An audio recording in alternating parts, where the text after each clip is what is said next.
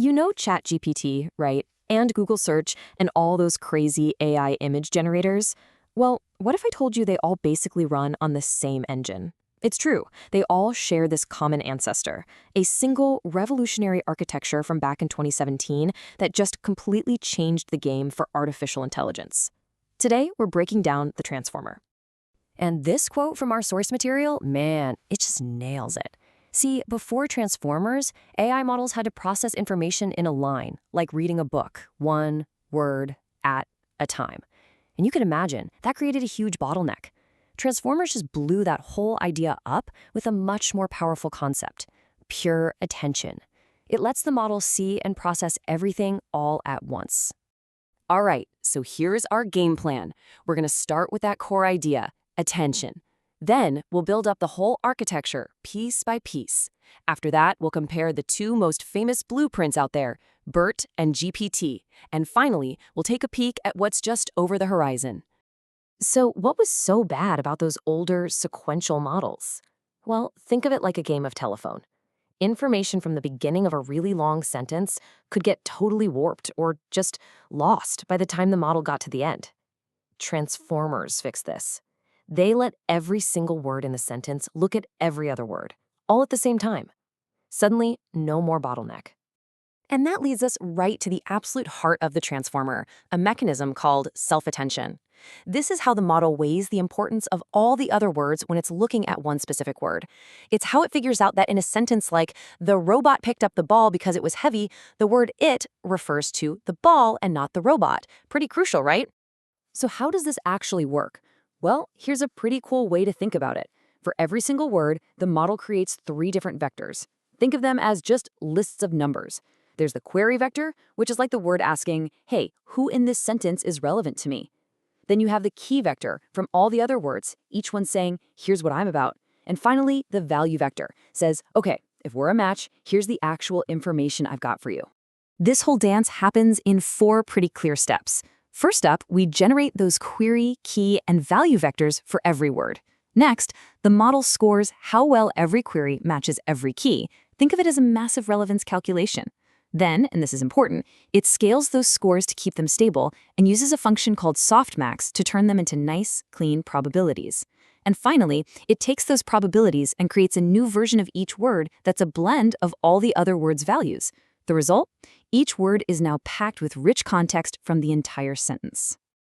And boom, here it is. That whole process, summed up in one elegant formula. This is what's called scaled dot product attention.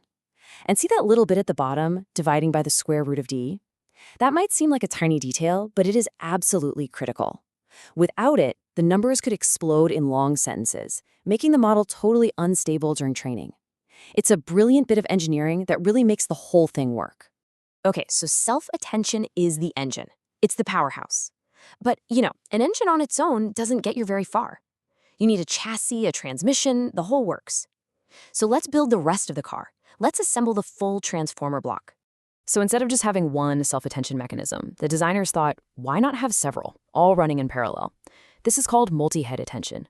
You can think of it as giving the model different points of view. One head might be focused on grammar, another might be tracking the subject and object of the sentence, and another could be looking at something else entirely. It's like having a whole committee of experts analyze the sentence at the same time. Now, there's a weird quirk with this whole self-attention thing. On its own, it has no idea what order the words are in. To the raw mechanism, dog bites man is exactly the same as man bites dog, which is a problem. So to fix this, we add a little bit of information called a positional encoding to each word's input. It's a really simple but genius trick that basically stamps each word with its location in the sequence. And finally, we have 3 other crucial support systems. After all that attention calculation, the information is passed to a feed-forward network for some extra processing. Think of it as more brain power. Then we've got residual connections, which are like express lanes that let information skip over layers. This is what allows us to build really, really deep models. And last, layer normalization just keeps all the numbers in a stable range, which is super important for making sure the model trains smoothly.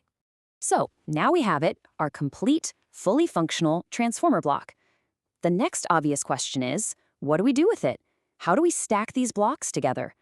Well, It turns out there are two main blueprints that gave us the most famous AI models we use every day, BERT and GPT. This chart just lays out the difference perfectly. On the left, think of BERT as the reader. It's built to see text from both directions at once, forwards and backwards. It's trained by basically plain Mad Libs, filling in the blanks in sentences. This makes it amazing at deeply understanding context. On the right, you've got GPT, the writer. It only looks at what came before it, and it's trained to do one thing incredibly well: predict the very next word. And that singular focus is what makes it an absolute powerhouse for generating text, writing code, or powering a chatbot. The transformer is obviously incredible, but it's not perfect. It has one major weakness, a computational problem that researchers have been racing to solve. So let's talk about that challenge and what it means for the future. The problem is this little monster right here, O of n squared, or quadratic complexity. What that means in plain English is that if you double the length of your text, the amount of computation required doesn't just double, it quadruples. If you make it 10 times longer, it takes 100 times the compute. This makes processing really long things, like entire books or huge code bases, insanely expensive and slow. So naturally, a whole army of brilliant researchers has been attacking this problem.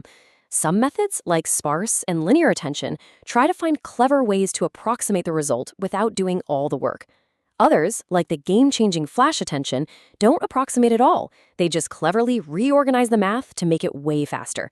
And then there's this other wild idea, mixture of experts, which builds a gigantic model but only uses a small piece of it for any given task, saving a ton of energy. And it's because of all these efficiency gains that transformers have been able to scale to just absurd sizes. We are now in the era of models with over 1 trillion parameters. And when you get to that kind of massive scale, something really strange and powerful starts to happen. It's a phenomenon called in-context learning, and this is where things get really wild. With these huge models, you can show them a few examples of a task they've never seen before right there in the chat window, and they can just learn how to do it on the fly. No retraining, no code updates. This is a massive paradigm shift. We've gone from spending months fine-tuning a model for one task to just teaching it as we go. Which leaves us with this final, kind of mind-blowing question. If a model can learn a brand new skill from just a few examples you give it in a conversation without its core programming ever changing, what does the future of learning itself even mean? What does that mean for a relationship with AI? It's a whole new frontier.